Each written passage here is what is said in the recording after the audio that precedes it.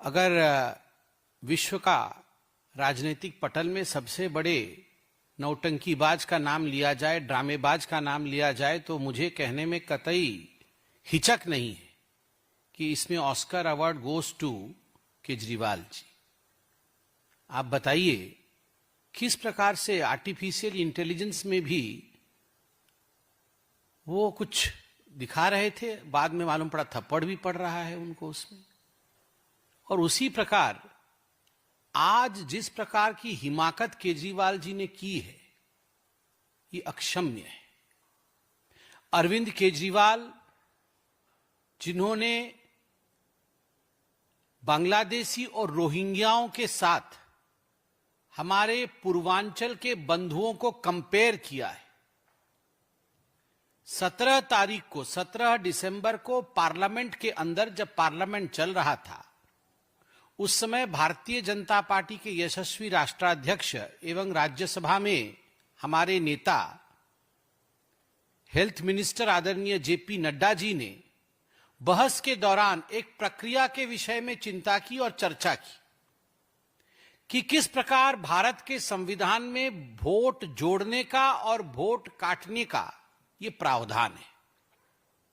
आप सभी जानते हैं कि इलेक्शन कमीशन ऑफ इंडिया जो संविधान के अंतर्गत काम करती है, उनका एक प्रावधान है कि किसी भी चुनाव से पहले कोई भी व्यक्ति जो वोटर है वो अपना नाम जुड़वा सकता है। अगर 18 वर्ष की आयु से ऊपर का है, उसके पास एड्रेस इत्यादि और जो भी फॉर्मेलिटीज है वो पूरी करके वो वोटर लिस्ट में जुड़ सकता है।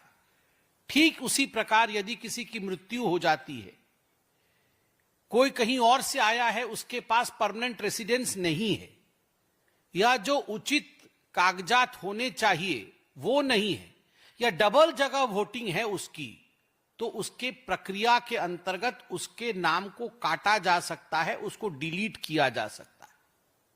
जब इस विषय में चर्चा चल रही थी तो संजय सिंह जी, जो बहुत जोर जोर से चिल्ला करके झूठ बोलते हैं, केजरीवाल जी बहुत धीरे धीरे ड्रामे के तरीके से झूठ बोलते हैं, और संजय सिंह जी वही झूठ बहुत जोर जोर से चिल्ला के बोलते हैं। बहुत जोर जोर से चिल्ला करके संजय सिंह जी पूछ रहे थे, आपने कैसे वोट काट दिया, आपने राम सिंह का कैसे वोट काट दिया, राम का वोट कैसे काट दिया, ये तो हमारे पूर्वांचल के भाई हैं।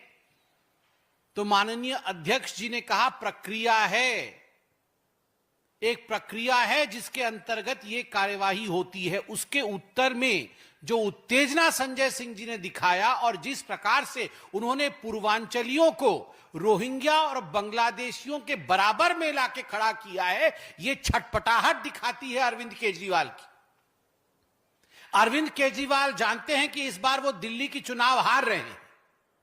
अरविंद केजरीवाल जी जानते हैं कि शराब घोटाला जो उन्होंने किया है, जिसके कारण उन्हें जेल के सलाखों के पीछे रहना पड़ा, उसका खामियाजा उन्हें भुगतना पड़ेगा।